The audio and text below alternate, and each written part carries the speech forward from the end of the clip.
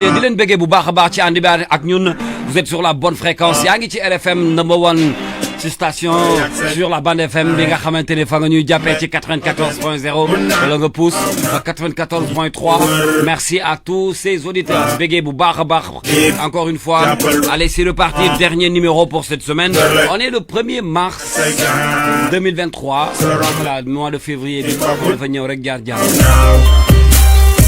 raison pour laquelle on démarre tranquillement avec vous et puis comme d'habitude je ne suis pas seul en face de moi je suis avec le Khalif aka The New Style Kokoy Olibi bonjour assalamu alaikum le Khalif na nga def waay. Oui ça va très bien le sultan Kals maa ngi lay béggee en ce mercredi 1er mars 2023 voilà c'est parti on redémarre un nouveau mois comme niñ ko tàmm waxee toute cette semaine c'est le mois de la femme donc programme spécial pour ce 8 mars inchallah en attendant il est 15h passé de 15 minutes comme ni ngeen ko xamee grande interview c'est tous les mercredis avec un grand artiste en l'occurrence aujourd'hui qui ñuy recevoir c'est un artiste qui est très bien connu ci public bi surtout le public urbain il s'appelle Prophète ñëw na seet si ñu fii tey dinañ discuter de beaucoup de questions et de choses yoo xamante ne public bi ñu ngi koy laajte mais dans la deuxième partie comme d'habitude aux alentours de 16h juste après le journal à 16h05 nous souhaiterons un happy birthday à tous les natifs du jour et puis di ngeen mën a échanger ak ñun ci 88 628 14 14 RFM ça s'écoute et ça se regarde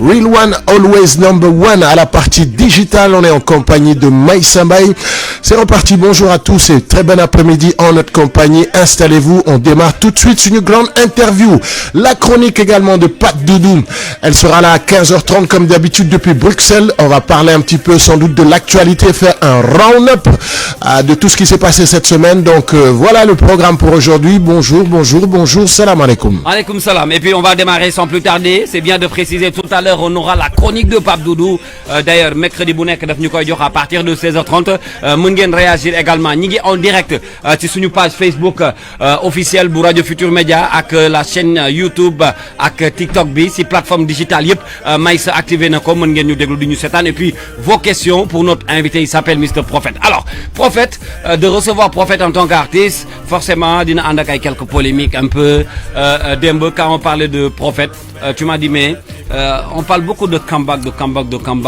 des allers-retours yu bëri yoo xam ne def na ko loolu yëpp on aura cette réponse yàggul dara avant ñu jot le dernier single bii la ñu njëkkoon jox fan yii passé tuddee woon ko de comeback ma jàpp ni mooy comeback bu baax bi pour lui parce que changé na team changé direction nekkaat ci beneen yoon te loolu yëpp dinañ ko yaatal on écoute ce titre avant ñu koy dalal. Let's go.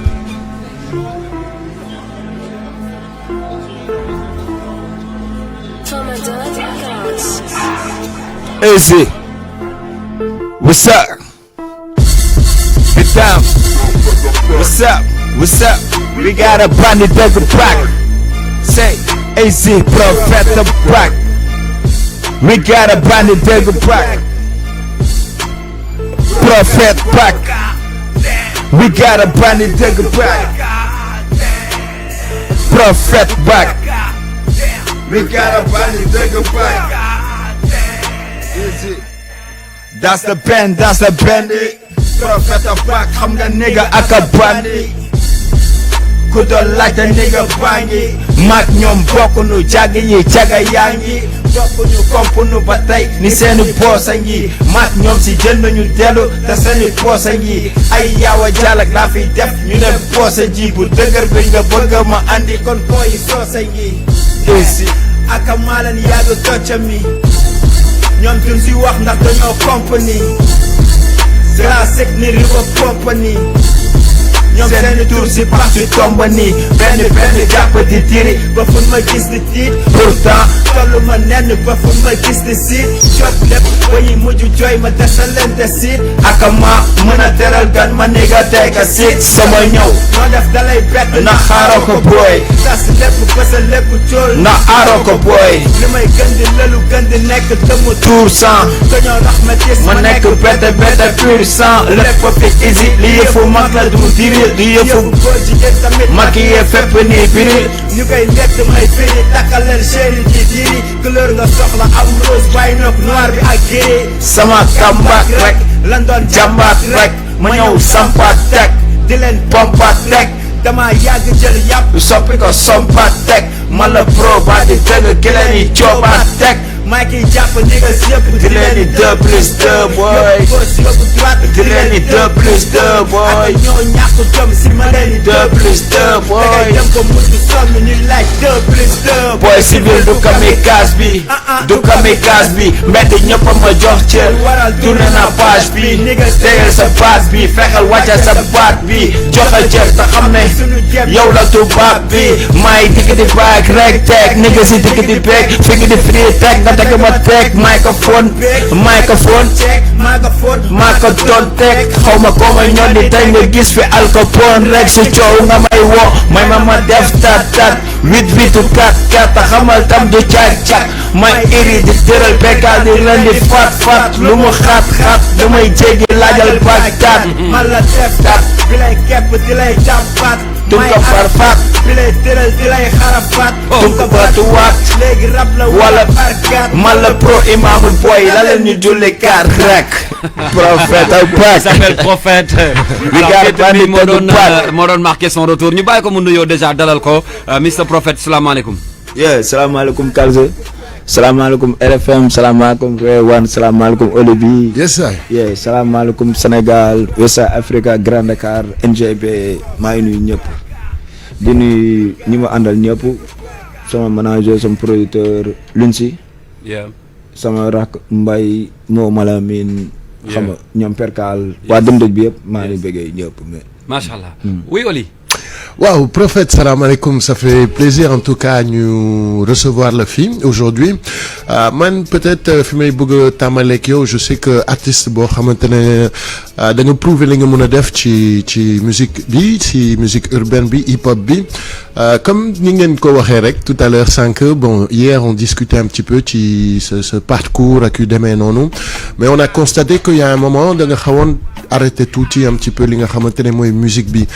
Tu as eu plusieurs breaks sax yoo xamantene def nga ko à un moment nga décidé ñëwaat et là on voit que tu décides de revenir yaa ngi koy wax sax ci son bi comeback lan moo waraloon que comme ça benn moment bon Prophète décidé arrêter un petit peu la musique est-ce que c'était parce que c'était voulu da nga bëggoon jël recul wala c'était loo xamante ne c'était pas de ta faute qu'est-ce qui s'est passé ba nga xamante ne t'as dû un petit peu arrêter sa carrière en plus ci moment boo xamante ne ça marchait beaucoup pour toi qu'est-ce qui s'est passé ci jamono jooju. waaw avant tout salaamaaleykum ay nuyuwaat ñëpp xam nga di la nuyu bu baax. xam nga bon comme ni nga koy wax à chaque fois rek xam nga dans la vie moom y a des hauts y a des bas. comprends nga mooy ni que tolloon nañu si benn période boo xamante ni fu ñu taxawul si concert ay mel ni concert rap amul. comprends nga après par la suite ñu nekk si ay difficultés yoo xamante ni bon duñ toogaat fii di ko wax quoi. xam nga mais tey sant yàlla. sant nañu yàlla bu baax a baax ba nga xamante ni toog noonu presque je pense que ay 10 ans la yoo xamante ni bon nekkuñu woon fenn si game bi. après tey ñu ñëwaat si game bi après ñu tuddee Prophète Back. dem xam nga avant-hier maa ngi déglu sa benn émission xam nga nga naan ne Prophète day annoncé comeback lu bëri. non c'est la première fois muy annoncé comeback avant tout. non il y a quelques temps Prophète annoncé woon nga fii pour être même plus précis ça fait à peu près 1 an je vais dire. ba nga génnee woon fii sax quelques sons yu tàng 2 ou 3. ma ne Prophète ñëwaat na après bon nga bàyyiwaat affaire bi. et voilà quoi mais vas-y continue. waaw je vais continuer. yow ole bi non man sincèrement. waaw maa ngi soog a annoncé comeback. d'accord mooy si son bu Kalze teg léegi. waaw peut-être ni que. dama génne woon ay vidéo rek. waaw public Sénégal bi. public rap bi namoon Prophète. surtout ça. xam nga. dëgg la après annoncé comeback Prophète. ok mais sincèrement man maa ngi soog a annoncé sama comeback. donc vrai comeback baa ngi nii. waaw vrai comeback. xam nga. waaw man Prophète maa ngi soog a annoncé sama comeback. mais peut-être ni que fans yi. waaw ak gars yi namoon Prophète. ñoom ñoo doon annoncé comeback pro. d'accord waaw mais. alors ak man j'ai jamais annoncé sama comeback c'est la première fois ma koy def. d'accord alors yow bu ñuy wax ci hip hop Galsen j'ai l'habitude de le dire ci carte géographique gu hip hop Sénégal. fi nga dëkk Grand Dakar daf si am solo. nga nekk benn artiste boo xam ne yaa ngi koy wax tout à l'heure à l'époque bu ñu daan gis concert yu mag yi forcément da nga ciy gis Prophète mais mu ñëw avec la manière joxe spectacle public bi yëngu nga def ay première partie spectacle yu mag fii Sénégal def ay tournées dans les régions génération boobu nga ànd ak ñoom man du ma la woowee ci nouvelle génération bi man peut-être ci middle bi laa lay dugal ci digg bi parce que fréquenté nga ancienne génération bi ñu bëri booy yi fi nekk tey avant ñuy commencé yow fekk yaa ngi ci kaw scène yi di tourner man li may wax nii mën naa ko séede tey boo toogee ba heure bii nii mu am ay break 10 ans nga def ko di dellu soit gisoo ni tu as raté quelque part ci sa carrière benn ay moments yoo xam ne waroo woon toog est-ce que amoo ay regrets ci moment yooyu. non Kals j'ai pas eu des regrets parce que bon na laa mun expliquer parce que boobu ay boy lañu woon quoi xam nga danoo nekkoon si benn dynamique boo xamante ni mooy comme lu ma expliqué Oli bi rek fu ñu taxawul day mel ni concert amul.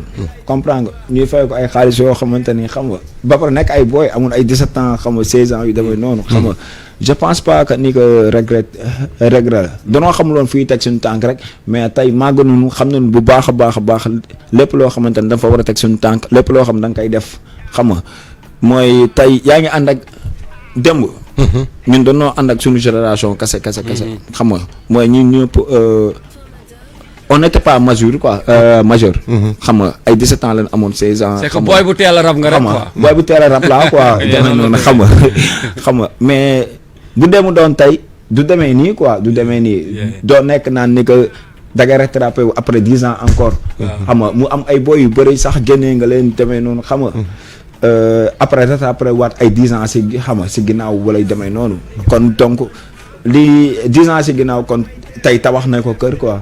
xam nga demee noonu kon je pense. voilà oui parce que en plus côté Grand Dakar ak sa zone yow yaa fa gënoon teg tànk. tey jusqu'à présent sax waaw. jusqu'à présent man maa fa nekk. du ego trip non man maa fa nekk. man maa fa nekk. waa léegi en tout cas au niveau de la production qu'est-ce que Prophète il compte proposer à ses fans publicam nan la ñu naree gis Prophète ci version bu bees. nan nga ñëwaatee. waaw naka nga décider ñëwaat qu'est-ce que tu promets à tes fans qu'est-ce qui va se passer. waaw mais loolu xam naa damay bàyyi sama producteur bi tontu si. dama gis ni balaa sa producteur di tontu si loolu. dama gis ni que da nga changer team. changer producteur. parce que déggoon naa la ci ay ñeneen ak ñeneen ñu la doon jàppale. wala ñun bu nekkoon sa ginnaaw là t'es venu avec un nouveau producteur. qu'on va découvrir tout à l'heure ñu ngi koy doog a gis ni. et puis tur bi sax daf ko fragmenté bu ma juumul ah. waaw Lune si. qui est son producteur donc Lune. yow dañ lay nuyu c'est un plaisir aussi nga ñëw ànd ak moom accompagner ko en tant que producteur am. ñu bàyyi la aussi nga nuyu auditeurs yi. waaw asalaamaaleykum Olivier. asalaamaaleykum Kals. waa RFM yëpp. jaajëf waa Grand Dakar waa Sénégal. waaw di nuyu ñëpp di sant ñëpp. waaw kontaan si yéen si invitation bi di leen remercier à l'avance. jërëjëf alors est-ce que à la base producteur Prophète nga wala tu es dans la musique depuis combien de temps et lan moo la motivé à accompagner un artiste comme Prophète ne tu as décidé finalement ni da nga koy produire ba pare accompagner ko. waaw non man moom je suis un peu novice. dans la musique dans la je vais dire production. un peu parce que xam nga bon man sama génération bi ñuy consommer rap amagul woon maanaam ñun dañoo juddu. fekk Sénégal xamuñu woon luy rap sénégalais. donc PBS dañ doon commencé di côtoyer muy PBS di daara ji mooy jamono yi nga xam ne rek koñ boo dem day am téeméeri groupe ak ay podium. waaw ma nekkoon manager benn groupe au niveau de Grand Dakar. loolu moom dëgg la expérience boobu daal laa si am. bon mis à part ça bon man je suis on va dire un fonctionnaire de l'État. aussi ma am benn mouvement. biir Grand Dakar bu tudd ànd defar Grand Dakar. bon comeback entre guillemets bi Olivier di wax.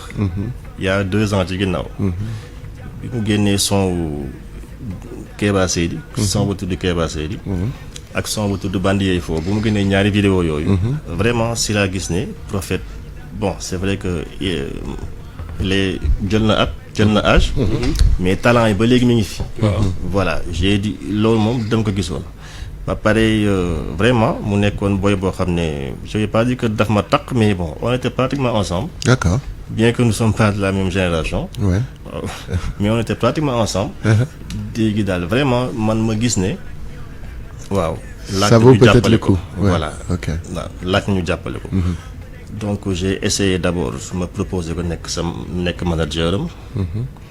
ensuite ma xam na ne manager sax day tuuti ma nekk bon carrément man inchallah je vais te produire donc si la amee xel mu dal di liggéey nag à toute échéance di liggéey calmement ma ne ko yow daal concentré wul instant yi sa musique rek ak sa tout ce qui est créatif et aussi comme ni nga ko posé question bi par rapport ak album bii di ñëw Prophète. ok Ouais.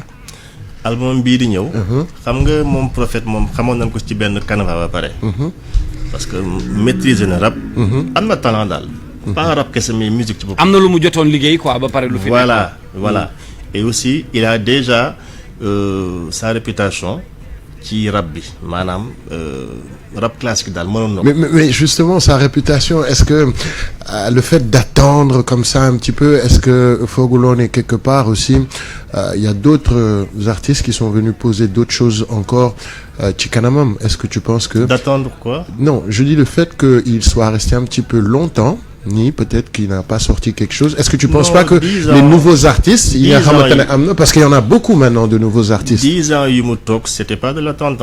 Oui. Boobu moom du woon ci coobareem. Wax na ko ay comme ni mu la ko waxee c'est des hauts et des bas. Oui, oui, bien sûr. ay difficultés la woon. yu mu rencontré. dem na benn instant. Kambak entretien boobu encore une fois bi ngay wax. waaw bi mu koy jéem a def. amul woon malheureusement koo xam ne mën na ko produire. mën na ko topp ouais. Voilà. Koo xam ne mën na gëm ci talent am. produire ak projet bi. Voilà c'est ça. Donc looloo tax man j'ai vu ça ma gis ko. Comme le talent était là. Oui. Et pire encore dama dem ci studio. déglu ñetti son. Mais surtout son bii nii bon son bi ñu def clip nii nii. dañ ko def par consensus rek mais. Pratiquement man mi c'est pas mon meilleur son ci album bi. am na ay son yu ko gën a dàq téeméeri yoon. D'accord. te sonorités yi comme ni nga ko gisee. c'est un type qui est tellement en couleur. que boo xam ne dafa. maanaam day allier. day allier tradition beeg. rap bi culturel bi. donc album bii di ñëw. beneen prophète la ñuy gis. beneen prophète. Je ne sais pas sax ndax mën naa wax turu album bi. waaw bu la neexee. parce que album bi dañ ko bëgg a def ci benn concept. waaw Game of Thrones. ok maanaam la série Game of Thrones bi. waaw mu ngi ko Game of Thrones. maanaam prophète tey dafa ñëw. pour trône bi li mu ci amoon yépp. mu récupérer ko. Donc moi j'ai une autre petite question pour yow ci production donc c'est le seul artiste bi nga xamante ne moom nga dugg ci production c'est le seul où tu as senti en tant que producteur ou en tant que producteur ouais de produire cet artiste mais yow lan ngay séntu léegi ci projet bi exactement ak Prophète qu'est-ce que tu attends du projet. Modestie à part. Pour avoir écouté pratiquement son yëpp ci album bi. waaw. dama ko ne ñun visé wu ñu niveau local ni niveau national. niveau international. c'est-à-dire déjà départ ci Sénégal ak sous-région. bi Afrique yëpp. parce que. son bi. li yeneen dëkk yi bëgg. c'est-à-dire muy afro Nigeria ak tout ça là yooyu yëpp sonorité yooyu. mi ngi ci album Game of Thrones bii di ñëw. D'accord. Et inch'Allah rabbi ces anciens fans. maanaam ñi xamoon prophète bi. xam style classique bi. ils seront pas déçus parce que am na ay sons yoo xam ne comme The Comeback bi c'est des sons yoo xam ne très classique boo xam ne rap bi muy rime yeeg yooyu yëpp mi ngi ci biir. Voilà nouvelle génération bi tamit ils ne seront pas déçus. D'accord léegi li ma bëgg mooy ci ñi nga xam ne ñi ngi ñuy déglu li mujjee génn il y a 4 jours te peut-être tàmmuñu ko woon ci prophète moom laa leen di proposer qu'on va écouter dans quelques instants c'est sorti il y a 4 jours muy du man ak ñoom extrait bien sûr de son prochain album de prophète nañ ko déglu et puis dellu soit léegi rappelé waat auditeurs yi également ñi ngi ànd ak yéen au 88 628 14 14 dinañ ñëw ci page Facebook bi ak seen ay réponses am na d'autres personnes qui veulent intervenir dans cette émission en attendant ñu déglu le dernier titre de Mr Prophète li mooy peut-être surprise bi ci album bi leneen la ci beneen affaire lañ la découvrir très différent de comeback bi ñu njëkk a déglu sànq ça veut dire que day rejoindre li ñu si doon wax léegi cet album on peut retrouver ñaar yëpp c'est-à-dire que li ñu daan dégg ci Prophète dañ koy dégg mais li ñu war a dégg ci lu bees ak cette nouvelle génération également dinañ ko fekk ci album bi n'est-ce pas Pro. si waaw mooy comme lu grand bi doon expliquer rek mooy ni nga talent bu xasee ba nekk si yow mun nga communiquer ak n'importe quelle génération. je pense xam nga am na génération boo xamante ne instant bi ñoom ñoo am 18 ans ñoom ñooy xam nga ñoom ñooy déglu genre son yi demee noonu am na génération boo xam ne tamit mun nañ fa dugg. parce que bon. bind mun nañ ko quoi. bu fekkee classique kese da nga koy def bu fekkee écriture kese da nga koy def bu fekkee foo kese da nga koy def parce que talent bi mi ngi fi. comprends nga à chaque fois loolu lay expliquer talent moo fi nekk rek bu nga ko yeewee rek day yeewu. Right. Alors album bi est-ce qu'on peut savoir est-ce que au niveau de la musique ñan nga ko liggéeyal est-ce que tu as travaillé avec plusieurs producteurs également combinaison et est-ce que je vois que yaa ngi ànd ak benn artiste nii que un rappeur. Ouais. Est-ce que tu as fait d'autres sons ci album bi d'autres combinaisons yoo xam ne ce n'est pas qu'avec des rappeurs peut-être et si oui si on peut savoir peut-être kan nga liggéeyal ci album bi ñan nga jot a collaborer et s'il y a d'autres artistes yoo xam ne nekkuñu ci pop bi kese ci album bi. waaw si liggéey bu sori la woon quoi liggéey bu yàgg la woon. comprends nga. on a préféré def ay featuring ay différents artistes yoo xamante ni fii tey Sénégal dañ la respecté trop. ku si mel ni Fafadi tey di nga gis album bi. ok waaw ku si mel ni tey sama grand rescapé di nga ko gis album bi. nice ku si mel ni Gasson di nga ko gis album bi. ku si mel ni Mo Malamine mi ma àndal. xam nga di nga ko gis album bi xam nga y a différents ay Chavi bu demoon kii flow up bi. ok waaw bu demoon final bi xam nga bëri na ay featuring trop. Eminem. mais bi may def émission bi ay léegi nii Eminem bu Grand Dakar. dama jot appelu benn grand yi mi ngi nii en ligne sax pour ñu bañ ko téye. Qui a décidé d'appeler et de faire des témoignages sur Prophète. ñu koy wax Malal Fou Malade qui veut participer dans l'émission Malal ñu ngi lay nuyu bu baax di la béggee di la siyaar ci RFM yaa ngi en direct ak Prophète artiste bi ñu dalal nag je pense que mën nga wax ci moom parce que Prophète moom yaakaar naa ne artiste Galsen yëpp mën a wax ci moom déjà quand je te parle de Prophète en tant qu'artiste lan nga may wax ci moom. di ko nuyu di nuyu auditeur RFM yi di nuyu auditeur Real One yi di nuyu effectivement tout le mouvement hip-hop. di ci jaar aussi di wax ni c'est un moment pour profiter de cette antenne pour dire au président Macky Sall de libérer Nit Doff. waaw parce que aussi tey rek seeti nañ ko. il est important quand même que loolu mouvement hip-hop yëpp taxaw ci dans son ensemble pour fexe Nit Doff dellu këram ça c'est quand même assez important. beneen affaire mooy maa ngi lay jégalu parce que keroog ñëw nga ji hip hop war a teewe concert samba bi j'ai fait le con war la dugal j'ai pas pris mon téléphone vraiment maa ngi lay jégalu bu baax. jégal nañ la ko. waaw parce que waaw Prophète man waga mooy waga la xam nga Prophète moom waaw bandi la quoi xam nga waaw c'est quelqu'un que je connais c'est quelqu'un que je suis également. Parce que depuis bi muy ànd ak rescapé depuis bi muy def il a fait vraiment des titres très intéressants mais à un moment on a eu l'impression que dafa am benn stand-by man ak moom jot nañ def benn featuring boo xamante ne les gens ont bien aimé.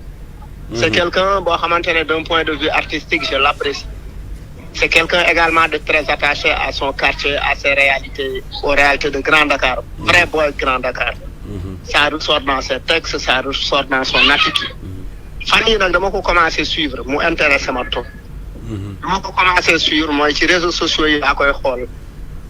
il a compris que xëy na il a démarré avant beaucoup de boys aujourd'hui qui sont beaucoup de rappeurs qui sont aujourd'hui ñu nekk ci mainstream bi ay ñoom Deep et cetera mais il a compris que moom dafa fekkee démb fekkee tey mais il a compris que transition bi daf ko war a def moo tax bi ma ko gisee mu commencé tent karaw gi commencé am swagu jamono yi parce que affaire bi c'est un choix. Affaire bi c'est un choix. Tu veux continuer. Soit tu veux continuer en tant que old school ou bien en tant que middle school. Effectivement. Ou bien tu veux effectivement suivre les mutations. Parce que aussi affaire bi mouvement la day dox. dëgg la dafa may tànk day dox. dëgg la dëgg la. léegi nag boo bëggee taxaw fi nga taxaw. dafa da ngay ci benn jamono rek ngay taxaw. Effectivement mais boo bëggee ànd ak jamono. dafa mel ne. musulman bu ne man du ma jàng alxuraan. waaw ci téléphone. wala du ma jàng alxuraan ci internet. alors que léegi alxuraan ci internet. te àddina tollu foofu quoi. foofu la àddina toll maintenant il ne faut pas refuser le progrès et l'évolution. dëgg la. Et ça, j'ai été très heureux de remarquer que tent na bopp bi man ñu ma tent parce que tent jàppuma tent na bopp bi mu ngi dafay blink waaw mu ngi dafay affaire mais loolu jamono parce que du pas dëgg la parce que rappeur u xale da ngay def yëfu xale bëgg mel ni ay pas doo leen ay pas te pas yaa ngi fi ba pare ah te pas yaa ngi fi donc mënu leen nekk ay pas dëgg la et ça j'ai compris ça. Merci maintenant nag beaucoup. je lui ai dit qu'il y a encore énormément de travail derrière à faire mu ngi ci biir affaire bi et c'est magnifique effectivement ñoom chance bi ñu am mooy Grand Dakar dafa am lu muy représenté ci hip hop à travers le travail de Rapadio. Wax naa ko Ils ont léegi. un héritage. Ils ont le devoir de perpétuer ce travail-là. effectivement waxuñu leen ñu def li Rapadio daan def. mais ñu continuer di rap parce que Grand Dakar. warul disparaître ci carte hip hop bi. C'est pourquoi j'apprécie énormément le travail de Kool Dis qui a fait un excellent événement. Tanki Kanam Show. moom sax rescapé kii nekkoon na fa. Prophète. nu mu tuddati waaye. Kalsi. ma ne kii sax nekkoon na fa quoi Prophète nekkoon na. Prophète nekkoon na fa effectivement oui et puis il a cassé la baraque. et puis c'est important c'est-à-dire da ngay def sa yëfu génération. c'est important. donc tu trouves que maintenant nag li waaw nga capitaliser. waaw li mu capitaliser ci hip hop. bi nga xamante ne hip hop bu démb bi. c'est un bénéfice pour lui. d'accord est-ce que xam nga D'accord. il faut continuer à suivre et faire d'excellentes choses et puis je vois qu'il est présent sur les réseaux sociaux. man maa ngi suivre clip yi muy. et puis artiste la boo xam ne on peut compter sur lui hein. non il est excellent. Mais Malal, étant donné que J-Pop c'est une plateforme boo xamante ne un endroit où on peut se produire et jouer et qu'il a son produit qui doit sortir, est-ce que vous pensez peut-être à collaborer, permettre ko mu mun a ñëw def peut-être sa première foofu? dégguma laaj bi. Olibi mu ne dafa mel ni sa baat bi da nga koy xuural. non Olivier il demande est-ce que aujourd'hui on peut s'attendre que lu mel ni ji hip hop ubbil ko ay buntam pour mu ñëw def fa ay spectacle. non mais bien sûr prophète ñun man d'abord man personnellement suma boy la suma gars la jëme naa wax ni suma boy la. oui parce que en fait on se parle on se fréquente on mange ensemble on se voit. léeg-léeg bu ma meree na ma grand mere naa la. léeg-léeg ma ne ko pas faire foot. et cetera. donc il est chez lui. donc li ñu def ak Samba Peuzzi mën nañ ko xaar lu mel noonu biir ci hip hop. mais waaw moo tax ma ubbi scène boobu chaque mois dafay am un concert.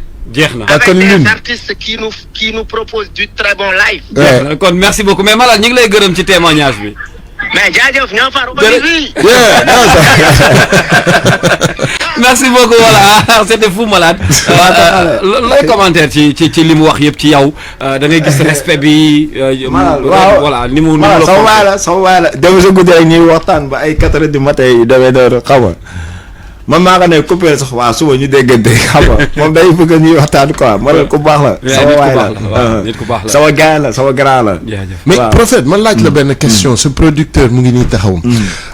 est-ce que yow en tant que producteur yaa ngi sentir que mu ngi def li mu war a def pour yow est-ce que tu sens que am na avancement par rapport ak sa méthode ni nga daan liggéeyee avant nan nga gisee ce producteur. waaw si bon avancement kese la sentir quoi. parce que bon xam nga à chaque fois yaa ngi expliquer ni que pro dañuy jox comeback rek mais pro sentirul comeback am anytime demee noonu. xam nga boo xoolee 1 mois si ginnaaw jox naa la benn vidéo. xam nga même pas 1 mois après ma joxale benn vidéo kon je pense que dès ba ñu commencé liggéey. xam nga ça se passe bien quoi yaa ngi gis ne. waaw mu ngi génnee moyens yi mu ngi def li ci war yëpp. waaw financièrement mu ngi koy def je pense que Prophète loolu kese la soxla woon quoi. xam nga comme. niveau artistique est-ce que daf ciy dugg wala loolu daf la ko bàyyi li yow nga koy occupé wu wala des fois tam ci niveau artistique bi. ça peut lui arriver que. non moom bu dul dara sax moom melomaan la quoi xam nga. benn duggee si oto benn jour kalsa xam nga kii Olivier xam nga mu may tegal ay NWA la nga ne waaw man pour man benn gars la buy jógee ministère nii rek. xam nga benn gars boo xam si bureau rek day toog ay clim demee noonu xam nga mais may tegal ay NWA ay Wu-Tang Clan demee noonu. waaye mais au-delà de ça aussi j'ai entendu que pare ngeen pour mettre vraiment parce que on sait que fi ñu toll nii ci àddina bi musique ak ay moyens tamit ñoo ànd. Ouais, carrément. Il faut vraiment s'investir. Ouais. bi ma seetaanee clip bi gis naa ni def ngeen ci ay moyens yu bëri ñi ngi jaayale sax image yu NGB bi maa ngi koy gisaale ci ginnaaw. Alors ba fan ngeen pare pour tey investir ci carrière bi en tant que producteur en tant que artiste xam naa ni man yëg naa dégg naa moyens yi moom bëri na macha allah. mais ba lan la ñu mën a xaar au niveau des vidéos ci yeneen mbir yi nga xam ne mën nañ ko def pour jëmmal par exemple Prophète producteur. waaw bon. mooy dégg naa nag normalement surprise la war a nekk. mais comme ni ma ko waxee sànq rek. parce que il faut ñu wan comeback bi déjà clip bi. D'accord. dafa am lu mu laajoon ba pare. c'était juste un moment pour wax nit ñi ne. artistiquement. ak sur le plan aussi rap. ñi ngi waaj a ñëw. bii nii nag clip bi ñu génnee vidéo bi c'était pour montrer l'autre facette de Prophète. et am na yeneen facette ci biir. et incha allah rabi non bu fekkee si wàllum clip la moom. muy si rafetaay beeg couleur yeeg. ak lu mënta demee moom lépp lu mu laaj. parce que affaire bi challenge la. comme ni nga ko waxee rek ñi ngi jaay NGB. et di leen continuer di ko jaay parce que foo ma la daa ko wax léegi. daanaka dafa jouer lu bëri sur le plan du hip hop. moom mi mu nekkoon xale bu ndaw teel a ànd ak ay nit ñi mel ne ay kayiteeg déggi baak yooyu doon seen keppaar nekk ci keppaar ba fa la jàngeek fa la lépp moo tax dafa judd très rapidement très jeune. et comme ni nga ko waxee mu inexpérimenté am yu bëri bon xam nga boo amee 16 ans di am ay cachet ci ay fesman ak ay nangam ak nangam. 2 millions 1 million fekk na ma Louga nekk booy bu ndaw di wàcceeku voilà donc voilà mi ngi noonu mais bu soobee yàlla moom. vraiment di leen xam ne Prophète ñëw na. Oli, on va aller retrouver la chronique de Pape Doudou. Mais carrément, Inch'Allah. Bonjour, Pape Doudou. Tout de suite, la chronique de Pape Doudou. jaajëf Kals jaajëf Oli bi ci ni ngeen dëkkee saa su ne di représenter lu rap Dakar Sénégal ak li ko wër 1987 ba tey ñuy dikk di bëtt baaful di taal secteur di ko teg place am 1987 ba suñ jon yàlla tey lépp lu doxul ci biir réew mi rap wax ko ba ñëpp dégg ko. 1987 ba suñ jon yàllay tey rap nekk fi di participer à la construction citoyenne di yee sénégalais yi kenn ku nekk muy fexe ngay gis sa bopp ci réew mi dox bi tax sénégalais bu nekk mën a xaj ci biir réew mi 1960 ba suñ jon yàllay tey réew mi di wéy di traîner réew mi di wéy ba tey di recevoir des conseils présidentiels pour ñu mën a xool nan la ñuy génnee yenn région du Sénégal dans la pauvreté 1960 ba suñ jon yàllay tey xeexoo bi nekk nooy bloqué kële ba du la déranger wala man nu may yàqalee kii ba lépp lu ma wax ci moom ñu gëm ko xeexoo bi nekkul jàppale nit ki nga xamante ni ndox rek la soxla pour dundam gën xeexoo bi nekkul jàppale ki nga xamante ni ñàkkul lu mu fajoo dafa manquele bëgg ku ko mottalil xeexoo bi nekkul jàngal xale yi ba ñu jàng ba xam xeexoo bi nekkul yar kër xale yi defar kër yi jàppale ñi dëkk ci koñ yi ba ñu mën a am dund bu gën xeexoo bi daal mooy man maay jiite yaa may assister suma faloo xeexoo bi daal mooy toog naa dama war a xool nan laa fexee def ba yàgg fi toujours ñuy dund ci loolu sénégalais yi ñuy tayle seeni avenir justice ñuy xool fan la taxawee politiciens yi di wax lu leen neex dëgg comme safaan wa ñu bëgg dëkk ci loolu boobu ba tey boo génnee réewu Afrique bu mel ni Sénégal nga dugg rek dans le continent africain mbokk yi 54% des réserves de platine mu ngi dans le continent africain plus de 78% des réserves de diamant c'est dans le continent africain plus de 40% des réserves de chrome dans le continent africain plus de 28% des réserves de manganèse dans le continent africain waxaalewuma yeneen xeetu richesse ak ressources yi génn ci différents pays d'Afrique ñu continuer di nekk le continent le plus pauvre le plus mal respecté du continuer di nekk dans un continent boo xamante ni yenn dirigeants yi dañuy raconter ay ignominie à l'égard de leurs concitoyens africains ñuy wéy di ko nangu di xeexoo ndax loolu nañ defar suñu bopp xool li ñu bëgg defar suñu dëkk te xool suñu kanam looloo ñuy jëmale kanam nangoo liggéey bàyyi di exiger salaire te doo def 8 heures de temps yi la war sa bërëbu liggéeyukaay bàyyi di laaj ay indemnité te respecté woo sa liggéey heure boo xëyee 8 heures balaa midi nga dem ñibbi yooyu doxalul réew ce n'est pas au président seulement de faire marcher le pays ñëpp ciy jàpp ba beneen mercredi mën ak ñoom damay def li may def di lay Allez, merci beaucoup Pape Doudou pour sa chronique du jour. Dinañ ci dellu soit Inch'Allah mercredi prochain. Donc Pape Doudou qui nous également promet beaucoup de surprises après le mois de Ramadan. Voilà, ñu yokk cere dooli ñeex. Voilà. Ak yeneen affaire yoo xam ne dinañ ko def ak Pape Doudou. En tout cas, ñu ngi koy féliciter et puis di ko encourager bu baax ba mercredi prochain ci beneen chronique, n'est-ce pas, Olibi? bu soobee yàlla. Alors pour dellu si ci suñu xarit bi nga xamante ne mooy Prophète qui je rappelle bu dee da ngeen ñu dab si la ñu recevoir tey qui est un très très très grand artiste déjà et puis un grand rappeur qui a eu une très grande carrière qui a décidé de cawatrir bi bu baax.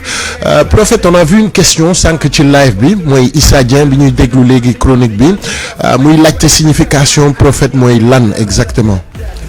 waaw Prophète mooy professionnel de la fête. xam nga mais attends li ma bëgg a laaj mooy j'ai constaté que Prophète dañu changé nuñ koy bindee. waaw bu njëkk ba dañ daan bind Prophète ak P comme le Prophète normal mais là j'ai vu da nga def pro tiret fête waaw. Pourquoi ce changement loolu? waaw parce que MC la xam nga Prophète c'est le professionnel de la fête qui est le synonyme de MC le maître de la cérémonie. D'accord moom nga dagg foofu. waaw moom laa. mais nekk ko woon avant de. ah nekk ko woon avant de.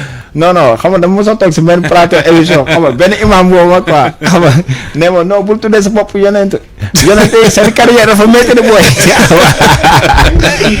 léegi après comme hip hop ñun moom am nañu ay lu ñuy tuddee ay métaphore.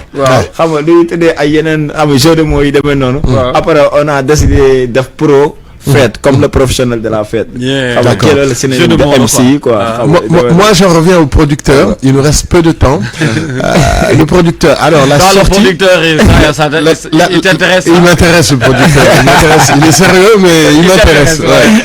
Alors le producteur, c'est quand la sortie concrètement de cet album? Et puis tout à l'heure, le producteur ne woon na mën nañu jox tur bi nañ ko jéem a am rek comme ça ñu jàpp ko en exclu. Alors la sortie c'est pour quand? Combien de titres et puis c'est où le premier concert? La sortie moom ce sera Inch'Allah après le Ramadan. Après le Ramadan. Korité donc le Ramadan. pour la Korité. Non, pas pour la Korité. D'accord. Pas juste le lendemain Korité, mais après le Ramadan. D'accord. Après le Ramadan. Donc par rapport au titre moom produit bi Game of Thrones lay tudd. Inch'Allah. Game of Thrones. Yes. Voilà. Très beau nom. mu ngoog. Par rapport ak concert bi spectacle bi yooyu non mais bien sûr yooyu kay dina am. xam naa ne Grand Dakar na mën nañ loolu de. bien sûr bien sûr. non xam nga boo nee Game of Thrones. da nga wax ne da nga bëgg a ñëw pour jaar sa place. waaw doo ko jël këcc ci album. waaw il faut ngay live gars yi xam li nga mën. mu ngoog di def ay tournée. biir Sénégal. ak à l'extérieur. D'accord. waaw loolu mooy suñu challenge quoi am na solo mais léegi peut-être ku bëgg mën a parce que léegi on en parlait la chaîne officielle de Prophète peut-être pour gars yi mën a suivre les dernières nouveautés yi nga xamante ne génne na ko les vidéos et éventuellement aussi une connexion si quelqu'un a besoin de Prophète wala soxla collaborer ak yéen bon si vous pouvez lui donner peut-être un link et quelque chose. waaw pour tout ce qui est contact et tout bon il y a la page officielle. muy page officielle bi ci Facebook. comme sur YouTube. L'adresse c'est Prophète l'officiel. D'accord. Pro comme on l'a dit tout à l'heure. waaw pro PRO tiré fête. Fête comme faire la fête. Prophète l'officiel. muy page Facebook bi. pour tout ce qui est vidéo ak clip yi tout ce qui est nouveauté. mën nañ dem ci chaîne YouTube bi déjà ñu abonné. Et Inch'Allah ils seront les premiers vraiment à avoir toutes les sonorités de Prophète. Chaîne YouTube bi c'est le même écriture. Prophète l'officiel voilà. D'accord super. Alors Prophète bëggoon naa laaj benn question. balaa ñuy jeexal. noo gisee game bi yow nii hip hop bi actuellement noo gisee ban gis-gis nga ci am.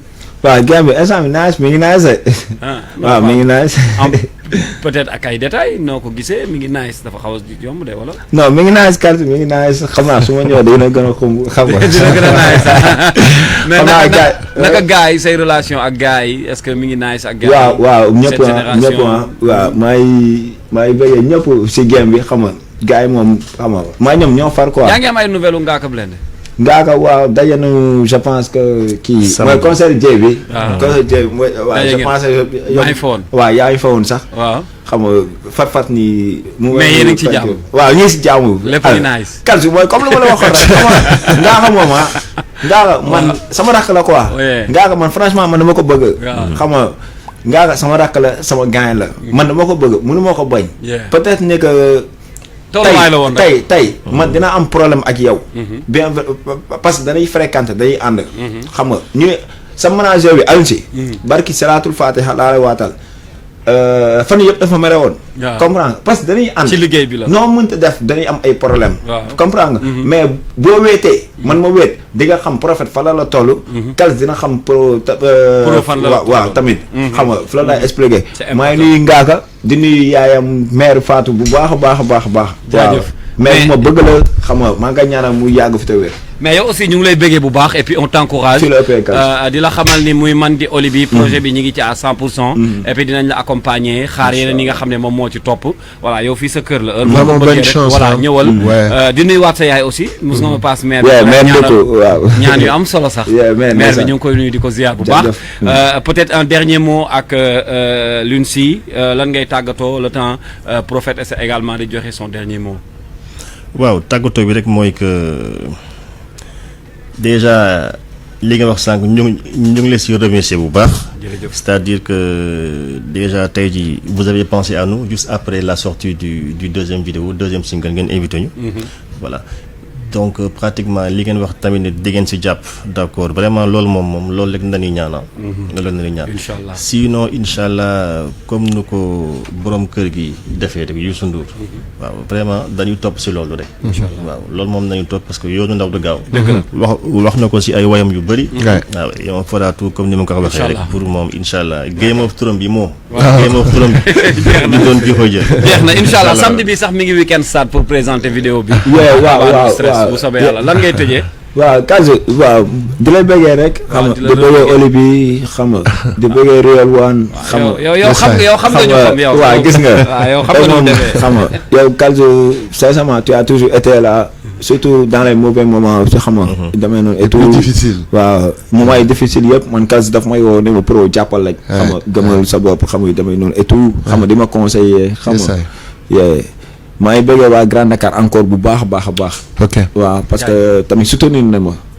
xam nga surtout tamit les moments difficiles trop. waaw. maa ngi bëggee waa mbali bi du mbalit. xam nga ñoom galamu. xam nga di bëggee sama. label Fama Dog Record. man maa ngi bëggee sa fecckat bi.